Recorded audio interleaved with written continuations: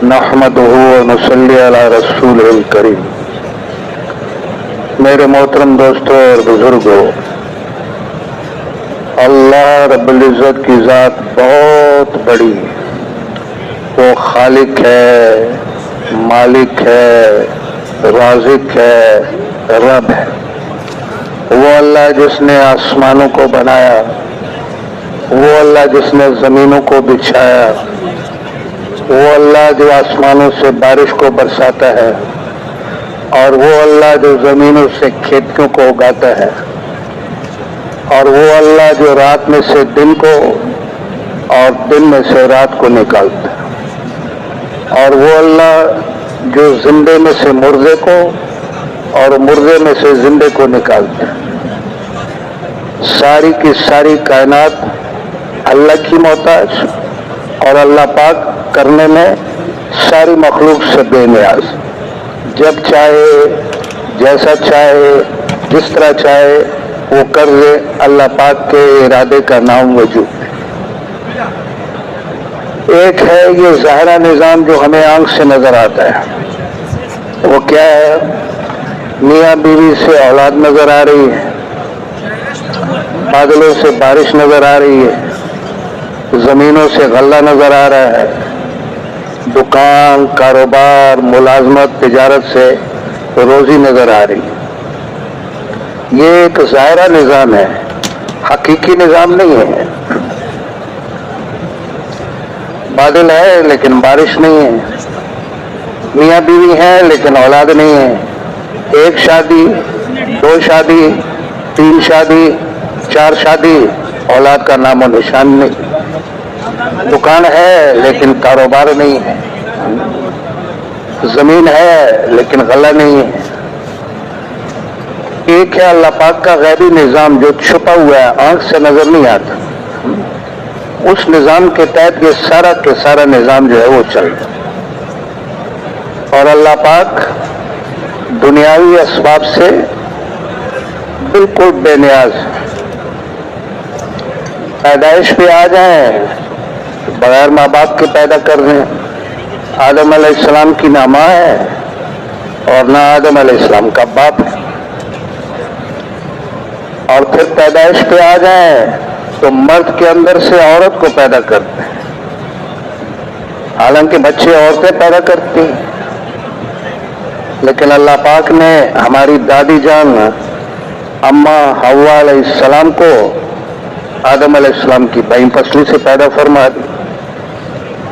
और हमारी दादी जान को अल्लाह पाक ने कपड़ों के साथ पैदा किया। क्यों? औरत जो है वो छुपाने की चीज है, दिखाने की चीज नहीं है। आज सारी दुनिया इल्ला माशाल्लाह सिवाय चंद मुल्कों के, सारी दुनिया इस कोशिश में लगी हुई है कि औरत को बेहया बना दिया जाए, क्योंकि ये शैतान का बहुत बड़ा जाल है। अभी एक मुल्क वाले हमारे रावल मशवरे में तशरीफ लाए और वो रो रहे थे, और वो ये कह रहे थे कि हमारे मुल्क वालों ने हुक्मनामा जारी किया है कि कोई औरत पर्दा नहीं कर सकती। अब हमारी मस्तूरात में वक्त लगा हुआ है, वो बुर्का पहनती हैं। अभी हम क्या करें? कुछ ममालिक वालों ने कपड़े की एक तादाद मुकर्रर की हुई है कि इतनी तादाद से ज्यादा औरत कपड़ा बदन के ऊपर नहीं रख सकती। पालने पर अगर आ जाए तो वादी ती के अंदर 40 साल तक बनी इसराइल को मन और सलवा खिलाकर पालकर दिखाते। और अल्लाह पाक पालने में ग़िज़ा के भी मोहताज नहीं है, जिंदा रखने में ग़िज़ा के भी मोहताज नहीं। डॉक्टर और हकीम क्या कहते हैं कि अगर 2 महीने तक आदमी खाना पीना बिल्कुल छोड़ दे तो इसका जिंदा रहना नामुमकिन है।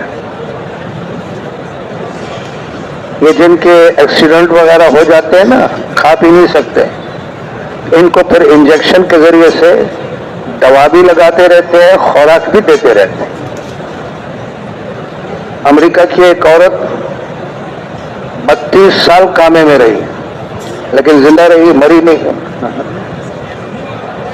تو اللہ رب العزت نے اصحاب کہف کو 309 سال تک بغیر کھائے اور پیے زندہ رکھا، اور اللہ پاک پھر ان کی کروٹیں بھی بدل رہے ہیں، کیونکہ آدمی جب ایک ہی جگہ پڑا رہتا ہے، جن کے ایکسیڈنٹ ہو جاتے ہیں اور وہ کروٹ نہیں بدل سکتے. پھر ڈاکٹر حضرات ان کے ورثہ کو کہتے ہیں کہ اس کو الٹ پلٹ کرتے رہو. اگر تم نے الٹ پلٹ نہیں کیا تو اس کا جسم گلنا شروع ہو جائے گا.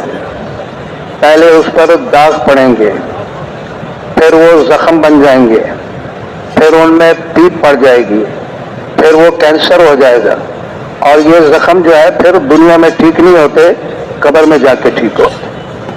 ڈاکٹری زبان میں ان زخموں کو کہتے ہیں بیڈ سور، بستر کے زخم. تو اللہ پاک نے اصحاب کہف کو ایسے زخموں سے بھی جو ہے وہ بچائے. حفاظت پر آ جائے تو 100 ننگی تلواروں کے اندر سے اپنے حبیب پاک صلی اللہ علیہ وسلم کو بالکل خیریت سے نکال، اور حضرت ابراہیم علیہ السلام کو دنیا کی سب سے بڑی دہتی ہوئی آگ کے اندر بالکل اطمینان اور آرام کے ساتھ رکھ کر دکھا دے. تو سب کچھ اللہ پاک کے قبضہ قدرت.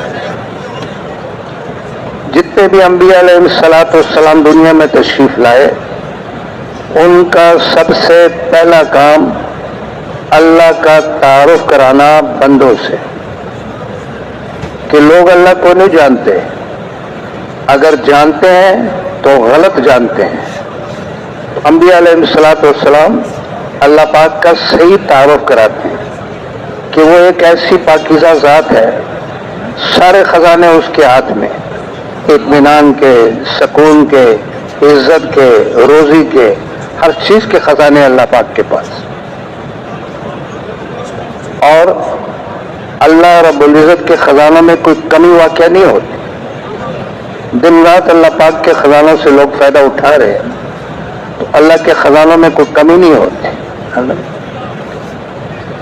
تو جب لوگوں کو یہ پتہ چلتا ہے کہ ایک ایسی مبارک ذات ہے جس کے ہاتھ میں سب کچھ ہے، پھر انبیاء علیہ الصلوۃ والسلام سے وہ پوچھتے ہیں کہ اللہ پاک کے خزانوں سے لینے کا طریقہ کیا ہے. جیسے آج کراچی میں جو ہے وہ فلائٹوں کی الاٹمنٹ شروع ہو جائے تو لوگ پھر دفتر میں جا کے پوچھتے ہیں کہ بھئی کیا شرائط ہے. دفتر والے بتاتے ہیں شناختی کارڈ کی کاپی لگاؤ، اتنا ایڈوانس جمع کرو، یہ طریقہ کار ہے، یہ طریقہ کار ہے. تو امت پھر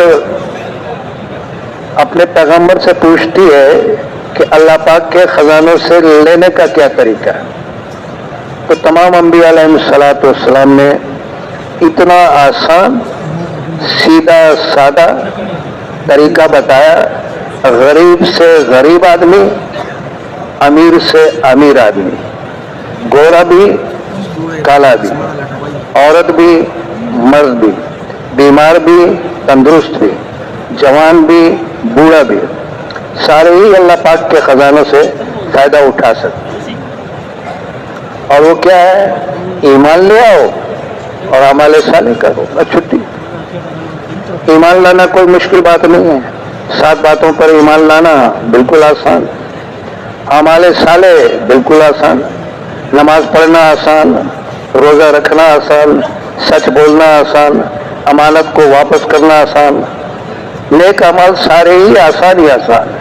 دین سارا ہی آسان ہے، دین سارا ہی آسان.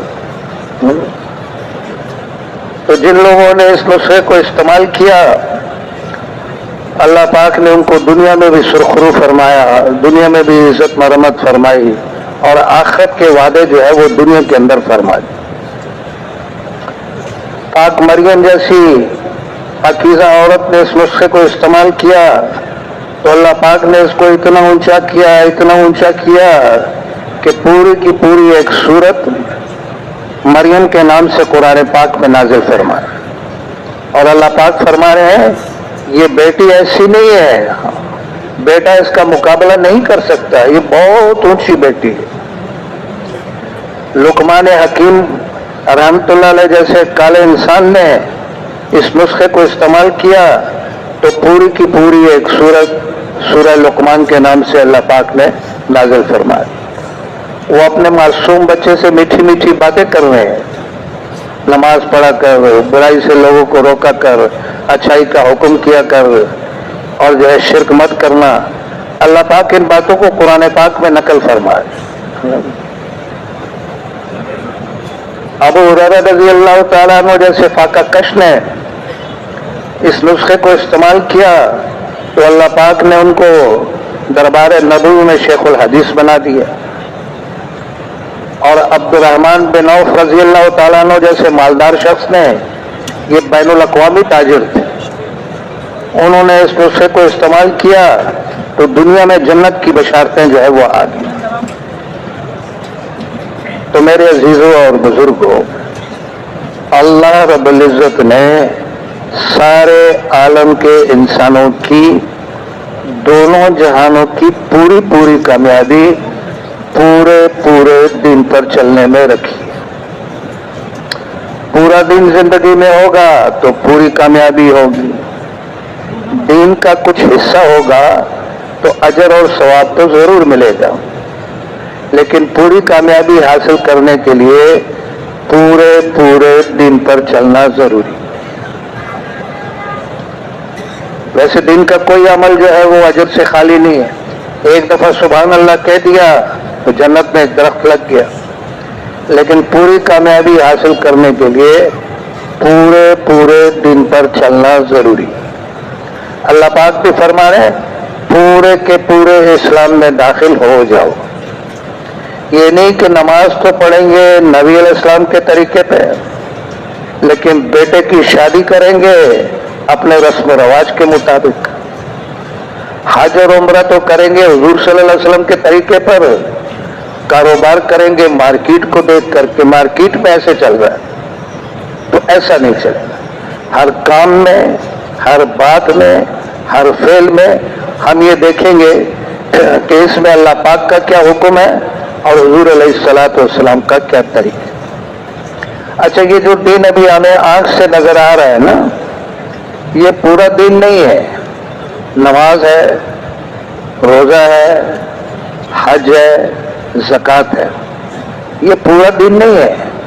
یہ دین کے ارکان ہیں، ستون ہیں، بنیاد ہے، لیکن پورا دین نہیں ہے. جیسے جب یہ مسجد تعمیر ہو رہی تھی تو پہلے اس کے ستون کھڑے کیے گئے تو لوگ آتے تھے، دیکھتے تھے، کہتے یوسف مسجد بن رہی ہے، ستون کھڑے ہیں. پھر جب چھت پڑ گئی، دروازے کھڑکیاں لگ گئے، پھر کہتے ہیں اب یوسف مسجد مکمل ہو. تو پورا دین کیا ہے؟ وہ مبارک اور پاکیزہ زندگی جو حضور علیہ الصلوۃ والسلام نے خود گزاری، صحابہ کرام کو سکھائی، انہوں نے پھیلائی، اس زندگی کا نام پورا دین. اس میں عبادات بھی ہیں، معاملات بھی ہیں، لین دین بھی ہے، کاروبار بھی ہے، گھر بار بھی ہے، رشتہ داری بھی ہے، محلے داری بھی ہے، غیروں کے ساتھ سلوک بھی ہے، غیر مسلموں کے ساتھ سلوک بھی ہے، یہاں تک کہ جانوروں کے ساتھ بھی سلوک سکھایا گیا ہے. کچھ احباب تھے نا، سواریوں پر بیٹھے ہوئے باتیں کر رہے تھے. پیارے نبی نے ارشاد فرمایا باتیں کرنی ہے نیچے اتر کر باتیں کرو، اپنی سواریوں کو چبوترا مت بناؤ. اور وہ ایک نیک عورت تھی نا، بلی کو باندھ دیا، خود بھی کھانے کو کچھ نہیں دیا، اس کو بھی کھلا نہیں چھوڑا، وہ مر گئی. اس بلی کی وجہ سے اس نیک عورت کو عذاب دیا جائے گا، بلی کی وجہ سے. اور ایک عورت کا کردار اچھا نہیں تھا.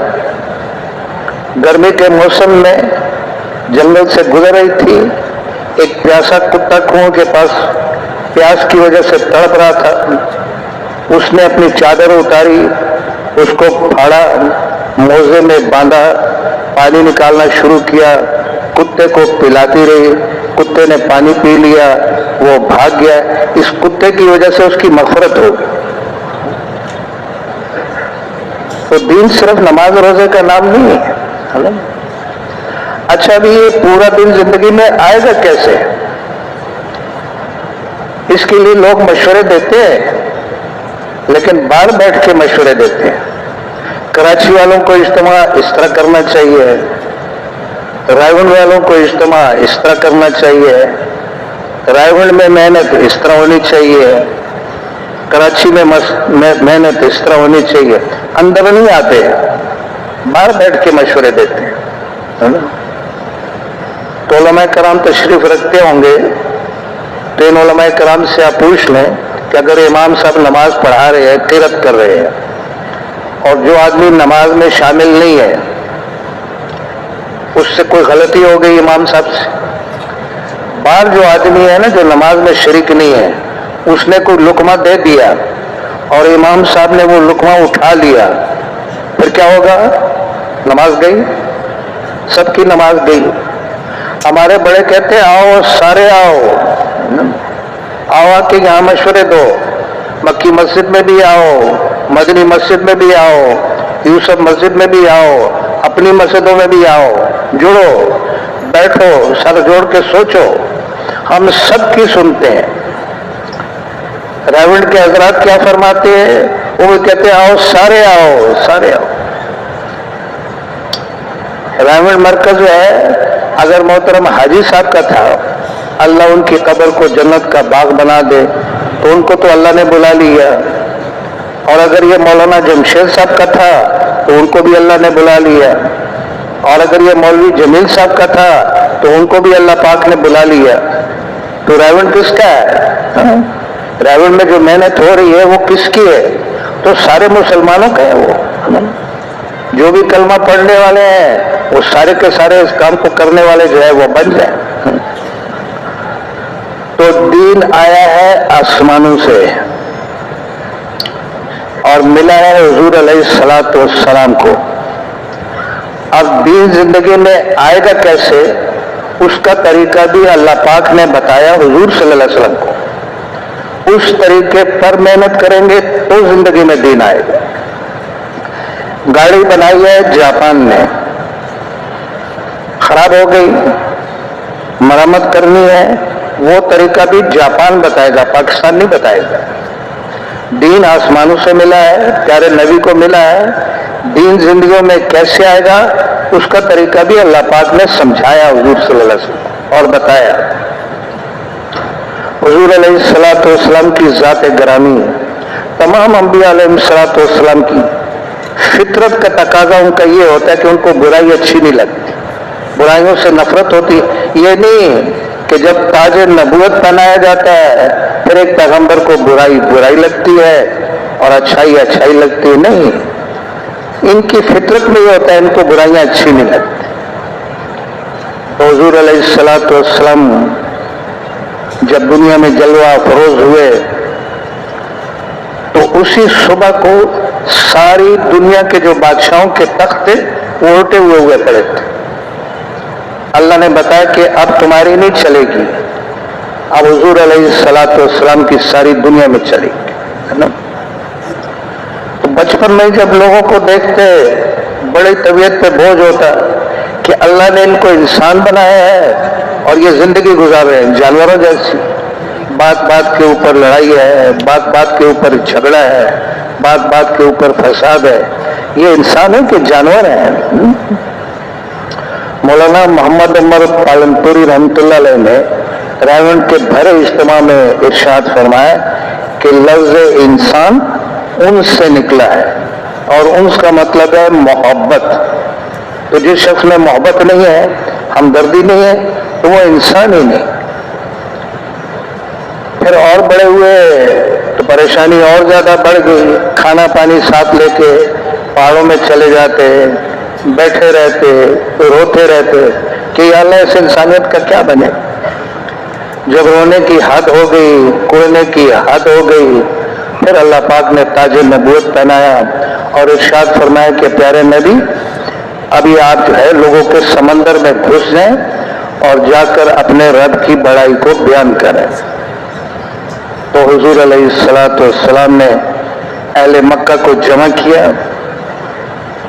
اور ان سے ارشاد فرمایا، میں نے تمہارے اندر 40 سال گزارے ہیں، بتاؤ تم نے مجھے کیسا پایا؟ تو اہل مکہ نے کیا کہا؟ آپ شریف ہیں، آپ امانت دار ہیں، آپ حیادار ہیں۔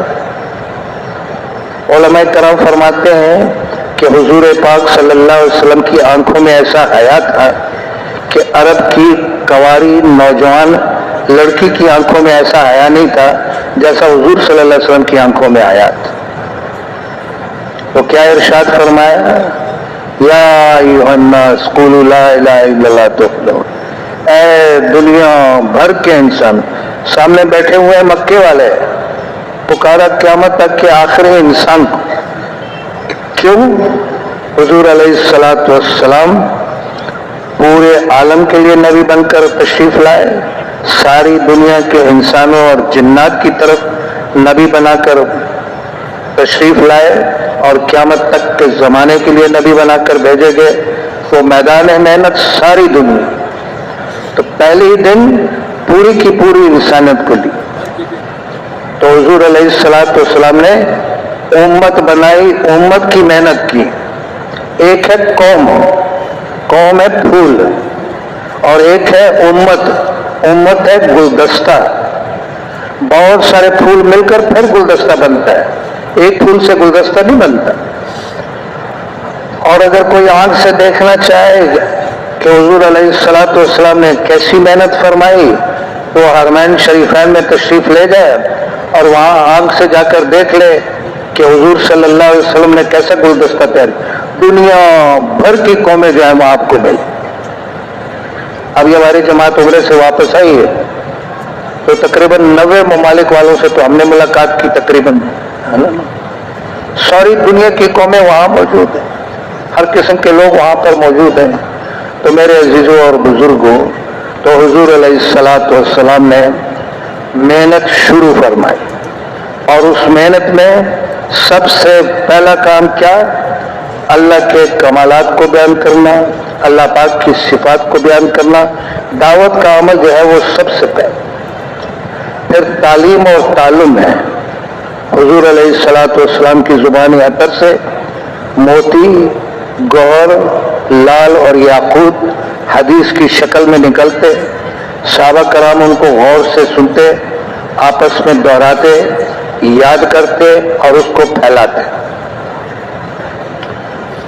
اور پھر جو عبادات مقرر تھی وہ عبادت کرتے۔ قرآن پاک جو حضور صلی اللہ علیہ وسلم سے سنا ہوتا تھا، رات کو اٹھ کر اللہ پاک کو قرآن پاک سناتے اور خدمت کا عمل کرتے۔ یہ 4 کام جو ہیں مکی زندگی کے ہیں، لیکن مکی زندگی میں یہ چاروں کام انتہائی مشکل۔ مکی زندگی میں ایمان لانا اتنا مشکل تھا، اتنا مشکل تھا جیسے جلتے ہوئے تندور میں اپنے آپ کو پھینکتے۔ آل یاسر کو ستایا جا رہا ہے، حضور صلی اللہ علیہ وسلم کی کمر مبارک پر ہوجری رکھی جا رہی ہے، راستے میں کانٹے بچھائے جا رہے ہیں، خباب رضی اللہ تعالیٰ عنہ کو انگاروں پر بھونا جا رہا ہے، سمیہ رضی اللہ تعالیٰ عنہ کو چیرا جا رہا ہے، اتنی مشکل۔ اور پھر جب ہجرت کا حکم ہوا تو حضور علیہ الصلوۃ والسلام نے ہجرت کی، اور پھر وہاں مدینہ میں تشریف لا کے مسجد نبوی کی تعمیر شروع کی۔ مسجد نبوی کیا تھی؟ چھپر کی مسجد تھی، کھجور کی ٹہنیاں لگا دی، ان کے تنے کاٹ کے لے آئے، چھت بنا دی، پتھر ڈھو کر صحابہ کرام لے آئے، مٹی کا گاڑا بنا لیا، اسے اس کو جوڑ دیا، سادہ سی مسجد جو ہے وہ تیار ہو گئی، اور اس میں یہ چاروں عمل جو ہے کھلم کھلا شروع ہو گیا۔ یہاں کوئی خوف نہیں تھا، دعوت کا عمل چل رہا ہے، تعلیم اور تعلم کا عمل چل رہا ہے، ذکر و عبادت کا عمل چل رہا ہے، اور خدمت کا عمل چل رہا ہے۔ 9 سال کے بعد ایک شخص تشریف لائے، دور کے رہنے والے تھے، وہ ایمان لائے اور ایمان سیکھنے کے لیے مدینہ منورہ تشریف لائے۔ انہوں نے دیکھا صحابہ کرام اندھیرے میں عشاء اور صبح کی نماز پڑھ رہے، وہ اپنے ساتھ چراغ لائے تھے، انہوں نے چراغ روشن کر دیا. صبح جو پیارے نبی تشریف لائے تو روشنی دیکھی. پوچھا یہ روشنی کس نے کی؟ بتایا گیا کہ ایک شخص باہر کا ہے, وہ آیا ہے, وہ چراغ لایا, اس نے جلا دیا. تو حضور علیہ الصلوۃ والسلام نے ارشاد فرمایا اسے بلاؤ. بلایا گیا. پیارے نبی نے پوچھا آپ نے چراغ جلایا؟ تو کہا جی ہاں میں نے جلایا. پیارے نبی اتنا خوش ہوئے, فرمایا اگر میری بیٹی ہوتی میں تیرے نکاح میں دے دیتا. 9 سال کے بعد مسجد نبوی میں چراغ جلا ہے, جبکہ ایمان کی روشنی مشرق, مغرب, شمال اور جنوب میں پہنچ چکی تھی.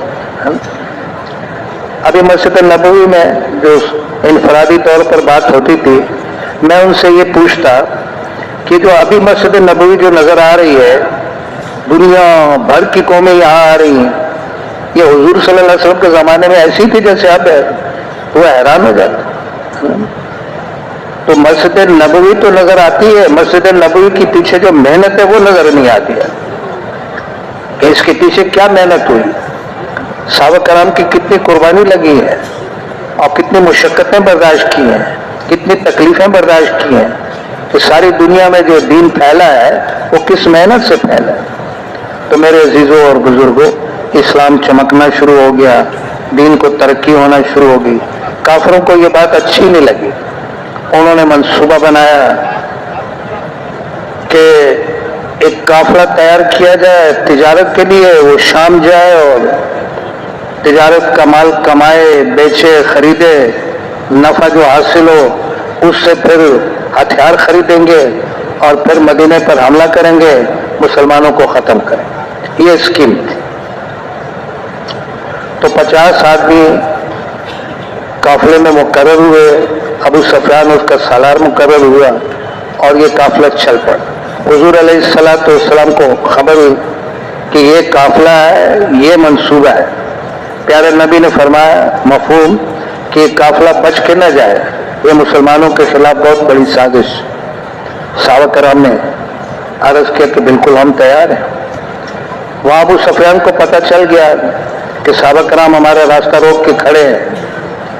اس نے ایک مکار, دغاباز, دھوکے باز شخص کو تیار کیا کہ جا کے مکے والوں کو خبر دو کہ ہمارے قافلے کو خطرہ ہے. اس شخص نے کیا کیا کہ اونٹنی کا کچاوا جو تھا وہ الٹا کر کے رکھ دیا اور اپنا کرتا آگے سے پھاڑ دیا اور اونٹنی کی ناک جو ہے وہ تلوار سے کاٹ دی. خون شروع ہو گیا.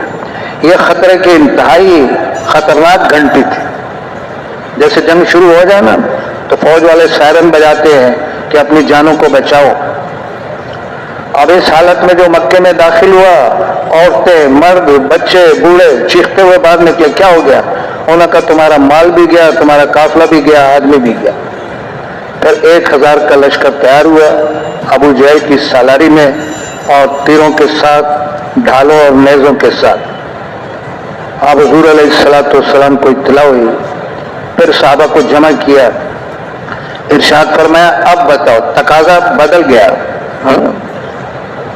فوری ایک اچانک تقاضا آ گیا. قربان جائیں صحابہ کرام کے ایسی پیارے روحیں تھیں جن کو اللہ رب العزت نے حضور علیہ الصلوۃ والسلام کی صحبت کے لیے قبول فرمایا. عرض کیا پیارے نبی آپ غم نہ کھائیں, ہم آپ کے دائیں بھی لڑیں گے, ہم آپ کے بائیں بھی لڑیں گے, ہم آپ کے آگے بھی لڑیں گے, ہم آپ کے پیچھے بھی لڑیں گے.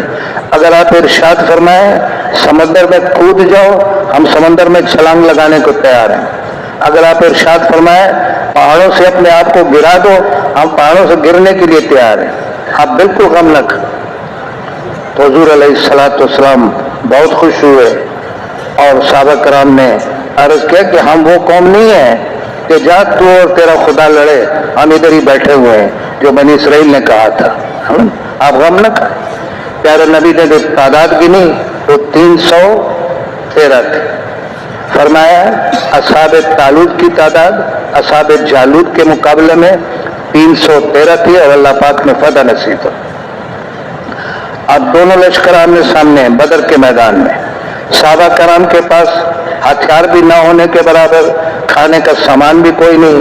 وہاں لشکر جو ہے وہ تیر اور تلواروں کے ساتھ لیس ہے اور سارا سامان ان کے پاس. हुजूर अलैहिस्सलाम सारी रात अल्लाह पाक के सामने रोते। सुबह के वक्त अबू बकर सिद्दीक रजी अल्लाह तआला अन्हु तशरीफ लाए तो हुजूर अलैहिस्सलाम सजदा रेज़ थे। अबू बकर सिद्दीक रजी अल्लाह अन्हु ने अर्ज किया कि अल्लाह के रसूल, अब तो आपके रोने की हद हो गई, अब अल्लाह पाक हमारी जरूर मदद फरमाए। तो हुजूर अलैहिस्सलाम ने सलाम कहा और इरशाद फरमाया, अल्लाह ने मुझसे वादा कर लिया है कि मैं तुम्हें फतह नसीब करूं। और जगहों की निशानदेही की, अबू जहल यहाँ जहन्नम रसीद होगा, उतबा यहाँ जहन्नम रसीद होगा, शिबा यहाँ जहन्नम रसीद। तो ये दुनिया की अजीब तरीन जंगों में से एक जंग है। गैरों से लड़ना आसान है, अपनों से लड़ना बहुत मुश्किल है ना। हमारे कोयटा में एक सरदार था कबायली और वजीर भी लगा हुआ था। उनके जो सेक्रेटरी थे वो एक तबलीग वाले सैयद भाई थे। इतवार के दिन उनको टेलीफोन आया कि शाह साहब मैं गाड़ी भेज रहा हूँ, आप मेरे बंगले पे आ जाएं। इन्होंने कहा सरदार साहब आज तो इतवार है, छुट्टी है, दफ्तर तो बंद है। तो सरदार साहब ने कहा कि दफ्तर का काम नहीं है, मेरा बेटा क्लाशनकोफ उठा के छत पे खड़ा है मुझे मारने के लिए, और मैं तो सरदार भी हूँ और वजीर भी हूँ, अभी पुलिस को कह दूंगा वो गिरफ्तार कर लेंगे, फिर छुड़ाना भी मुझे पड़ेगा। आप आले रसूल हो, आपकी वो बड़ी इज्जत करते हैं, आप आके उसको समझाओ। ये गया और उसको कहा कि तुम्हें शर्म नहीं आती, बाप कौम का सरदार है और वजीर लगा हुआ है और तुम उसको ऐसे बेइज्जत करने पर लगे हुए। उसको ठंडा किया, नीचे उतारा। तो यहाँ आपस में एक भाई कुफार की तरफ से है, दूसरा भाई मुसलमानों की तरफ से। बेटा जो है मुसलमानों की तरफ से है, बाप जो है कुफार की तरफ से है। भाजा जो है मुसलमानों की तरफ से है और जो है मामू जो है वो कुफार की तरफ से। तो अबू उबैदा साहबी रसूल है, वालिदैन का जर्रा वो कुफार की तरफ से। तो अबू उबैदा ने अपने हाथ से अपने बाप को इस जंग में कत्ल की और हजरत उमर रज़ियल्लाहु ताला अन्हु ने अपने सगे मामू को जो है इस जंग में कत्ल की। अल्लाह पाक ने मुसलमानों को फतह नसीब फरमाई और 70 कुफार मक्का बड़े बड़े जो है वो मारे गए। साहबा ने पूछा इनका क्या करें, कफन दफन तो है नहीं। प्यारे नबी ने फरमाया इनको घसीट के एक अंधा कुएं है उसके अंदर फेंक दो। साहबा ने घसीट के उस कुएं में डाल दी। आज जब हुजूर सल्लल्लाहु अलैहि वसल्लम वापस रुखसत हुए, कुएं के पास जब पहुंचे तो वहां खड़े हो गए और कुएं से मुखातिब हो के जो लाशें अंदर पड़ी हुई थी कुफार के, इरशाद फरमाया, मफहूम उसका ये है कि जालिमो तुमने क्या किया, तुम मेरे अपने थे, मैंने तुम्हें कहा कि अल्लाह एक है, वादुहु ला शरीक है, तुमने नहीं मानी। मैंने कहा मैं अल्लाह का रसूल हूँ, तुमने इस बात नहीं मानी। मैंने कहा कि मेरे ऊपर वही का नज़ूल होता है, तुमने मेरी बात नहीं मानी। सुहैब ने रोम से आकर मेरा साथ दिया, बिलाल ने हबश से आकर मेरा साथ दिया, सलमान ने फारस से आकर मेरा साथ दिया। तुम मेरे अपने होते हुए तुमने मेरी बात नहीं मानी। अब बताओ तुम्हारा क्या हाल है। सहाबा कराम हैरान कि हुजूर सल्लल्लाहु अलैहि वसल्लम मुर्दों से बात कर रहे हैं। उमर रज़ियल्लाहु अन्हु ने अर्ज किया कि अल्लाह के रसूल आप मुर्दों से बातें कर रहे हैं, ये आपकी बात सुनते हैं? तो हुजूर अलैहिस्सलाम ने इरशाद फरमाया, उमर सुन, जिस तरह तू मेरी बात को सुन रहा है ना, इस तरह ये भी मेरी बात को सुन रहे हैं, लेकिन इनको बोलने की इजाजत नहीं है, बोलने की इजाजत। फिर एक दिन आया, इस्लाम को अल्लाह पाक ने कुव्वत अता फरमाई, 10,000 का लश्कर लेके हुजूर पाक सल्लल्लाहु अलैहि वसल्लम मक्के की तरफ रवाना हुए। अब तीर भी हैं, तलवार भी हैं, नेज़े भी हैं, तादाद भी 10,000 के करीब है। और वहां जो पहुंचे और इतनी इनके सारी कि सर मुबारक जो है वो ऊँटनी की कोहान के साथ लग रहा है कि या अल्लाह तूने ही करम फरमाया, तूने ही मदद फरमाई, अकेले तूने मदद फरमाई। और वहां जो पहुंचे तो क्या ऐलान किया, आज तक रूए जमीन के ऊपर किसी फौज ने ऐसा ऐलान नहीं किया जैसा हुजूर सल्लल्लाहु अलैहि वसल्लम ने ऐलान फरमाया। क्या इरशाद फरमाया? फरमाया बूढ़े को कत्ल नहीं करना, बच्चे को कत्ल नहीं करना, औरत को कत्ल नहीं करना, जो नौजवान तलवार फेंक दे उसको कत्ल नहीं करना, जो अपने घर का किवाड़ बंद कर दे उसको कत्ल नहीं करता, जो हरमैन शरीफैन में दाखिल हो जाए उसको कत्ल नहीं करना। ये जंगे की सुलह है, اور ارشاد فرمایا آج میرا وہ اعلان ہے جو یوسف علیہ السلام نے اپنے بھائیوں کے لیے کیا، لا تثریب علیکم اليوم۔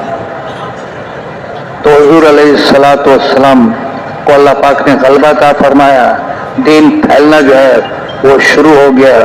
150 کے قریب جماعتیں حضور صلی اللہ علیہ وسلم نے بنائی اور ان میں 25 میں خود تشریف لے گئے تقریباً، باقیوں میں صحابہ کرام کو امیر بنا کے اللہ کے راستے میں بھیجا اور ساری دنیا میں اللہ پاک نے دین کا چراغ جو ہے وہ روشن کیا۔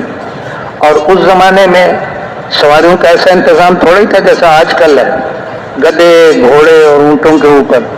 تو ایک تو صحابہ کرام کی یہ قربانی ہے، انہوں نے گھر بار چھوڑا، کھجوروں کے باغ چھوڑے، اللہ کے راستے میں نکلے، حرمین شریفین کی نمازوں کو چھوڑا، لاکھوں نمازوں کا ثواب۔ اس سے بھی بڑی قربانی حضور علیہ السلام کی صحبت کو چھوڑا اور اللہ پاک کے راستے میں۔ اور اگر وہ نہ نکلتے تو آج ہم کہاں بیٹھے ہوتے ہیں؟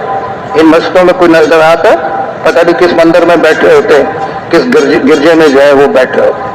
تو اللہ رب العزت نے دین کو جو ہے وہ پھیلایا اور ساری دنیا میں ابھی دین کا نقشہ جو ہے انہوں نے۔ تو یہ جو جماعتیں پوری دنیا میں پھر رہی ہیں نا، یہ بھی یہ 4 عمل کرتی ہیں: دعوت کا عمل، تعلیم و تعلم کا عمل، ذکر و عبادت کا عمل اور خدمت کا عمل۔ لیکن ہمارے یہ اعمال کچے ہیں، پکے نہیں ہیں۔ ان کچے عملوں کی برکت کی وجہ سے لاکھوں لوگوں کی زندگیاں بدل گئی، چور ڈاکو تہجد گزار بن گئے، لاکھوں عورتیں پردے میں آ گئی، زندگیاں بدل گئی، لاکھوں بے نمازی نماز پر آ گئے، لاکھوں جو زکوٰۃ نہیں دیتے تھے وہ زکوٰۃ دینے والے۔ ان کچے عملوں کے اوپر اتنا ہو، اور اگر اصل عمل پر آ جائیں پھر کہاں سے کہاں تک پہنچے۔ تو تبلیغ بالکل آسان ہے، بالکل ان پڑھ سے ان پڑھ آدمی بھی اس کام کو، اسی لیے پوری امت کو ذمہ دار بنایا گیا، پوری امت کو۔ بار ملک میں ایک پرانوں کا جوڑ تھا، تو اس میں ایک نیا عرب نوجوان آ گیا، وہ بھی نیا تھا، اور ایک پشتو بولنے والا جو ہے وہ بھی نیا تھا، وہ بھی آ گیا۔ اب جب اجتماعی عمل ختم ہو جاتا ہے نا، تو انہوں نے کوئی کونا ڈھونڈا ہوا تھا، وہاں جا کے وہ عرب جو ہے وہ سگار پیتا تھا اور یہ پشتو والا نسوار کھاتا تھا۔ اب یہ دونوں ایک دوسرے کو دیکھ رہے ہیں، پشتو والا عربی نہیں جانتا، عرب نوجوان جو ہے وہ پشتو نہیں جانتا۔ آخر پشتو والے نے ہمت کی، عرب نوجوان سے کہا کہ یا شیخ، 3 چلے، رائمنڈ، پاکستان، بھائی اتنی بات، یہ دعوت تھی۔ جوڑ ختم ہو گیا۔ 2-3 سال کے بعد یہ پشتو والا حرمین شریفین گیا ہوا تھا عمرے یا حج کے لیے، پیچھے سے آ کے کسی نوجوان نے اس کو پکڑ لیا۔ اس نے جو مڑ کے دیکھا تو ایک عرب نوجوان ہے، اتنی داڑھی رکھی ہوئی ہے، یہ حیران ہو گیا کہ یہ کون ہے۔ اس نے اس سے کہا کہ میں نے تجھے نہیں پہچانا، آپ کون ہوں؟ تو اس عرب نوجوان نے اس ملک کا نام لیا، اس شہر کا نام لیا، اس جوڑ کا نام لیا، اور اس نے کہا انا سگار وانتم نسوار، 3 چلے، رائمنڈ، پاکستان۔ بولا میں نے 3 چلے لگا لی۔ تو تبلیغ مشکل ہے یا آسان ہے؟ ہاں۔ اور پھر ہمارے بڑے کہتے ہیں سب کو لے کر چلنا ہے، کسی کو بھی پھینکنا نہیں ہے، گھر والوں کو بھی لے کے چلنا ہے، گھر والوں کو بھی لے کے چلنا۔ فرنٹیئر کا ایک بڑا خوبصورت سردار تھا نوجوان، داڑھی نہیں رکھتا تھا، حالانکہ پٹھان اکثر داڑھی رکھتے ہیں، تبلیغ میں لگے ہوئے ہو یا نہ لگے ہوئے داڑھی رکھتے ہیں، پگڑی باندھتے ہیں، لیکن بس اس کے مزاج میں جو ہے وہ داڑھی نہیں رکھتا تھا۔ اچھا، اس کی بیوی بھی داڑھی سے چھڑتی تھی، حالانکہ پٹھانوں کی بیویاں داڑھی سے نہیں چھڑتی۔ تبلیغ والوں کے قریب آیا، سروزے لگائے، تو 4 مہینے کے لیے چلا گیا۔ اب 4 مہینے میں جو گیا تو وہاں داڑھی رکھ لی۔ اب جب واپس آیا تو بیچارہ پریشان ہے کہ بھی بزرگوں نے کہا گھر میں جھگڑا نہیں کرنا، فساد نہیں کرنا، سختی نہیں کرنی، نرمی نہیں کرنی۔ تو سوچ رہا ہے کہ ابھی بیوی کو تو داڑھی پسند نہیں ہے، ابھی کیا بنے گا۔ یہ جو گھر پہنچا تو آ کے گھر میں جو سلام کیا، بیوی نے جو یہ داڑھی دیکھی وہ لال پیلی ہو کے اپنے کمرے میں چلی گئی۔ یہ اس کے پیچھے گیا اور اس کو جا کے کہنے لگا بات سن، وہ بات نہ سنے، کہ بات سن، وہ بات نہ سنے۔ اس نے کہا بات سن، تیرے ساتھ بڑا ضروری مشورہ کرنا ہے۔ بیوی نے کہا کیا مشورہ کرنا ہے؟ اس نے کہا وہ فلانا ملک صاحب ہے نا، اس کی جوان کواری لڑکی بیٹھی ہوئی ہے، میں نے اس کو نکاح کا پیغام بھجوایا ہے، تو ملک صاحب نے ایک شرط رکھی ہے बीवी ने कहा क्या शर्त रखी है? तो इसने कहा मलक साहब ने ये शर्त रखी है कि दाढ़ी मुंडा दो फिर लड़की दूंगा, इस बारे में तेरा क्या मशवरा है? तो बीवी कहने लगी दा सुन्नत रसूल इसका तमख बंद डेढ़ शेष कार्य कीजिए, ये सुन्नत रसूल तेरे चेहरे के ऊपर बहुत खूबसूरत मालूम होती है। हाँ? तो काम बन गया है, झगड़ा नहीं करना, सबको लेके चलना है, सबको ले, मोहल्ले वालों को भी लेके चलना है, घर वालों को भी लेके चलना है, रिश्तेदारों को भी लेके चलना है। तो सब कोशिश करेंगे ना? हाँ। और भाई ये बहुत बड़ी खुशकिस्मती है, आप हजरात को भी हर साल इज्तिमा मिल जाता है, हम सभी वालों को भी मिल जाता है। तो खूब जो अल्लाह पाक के रास्ते में निकले और पूरी की पूरी एक फिजा में। तो सबके इरादे हैं ना जी? मगरिब के बाद इंशाल्लाह बयान होगा और उसमें जो साथी रह गए उनको भी तैयार करें और जमातें बनाएं और अल्लाह पाक के रास्ते में निकले। ठीक है, कोशिश करेंगे।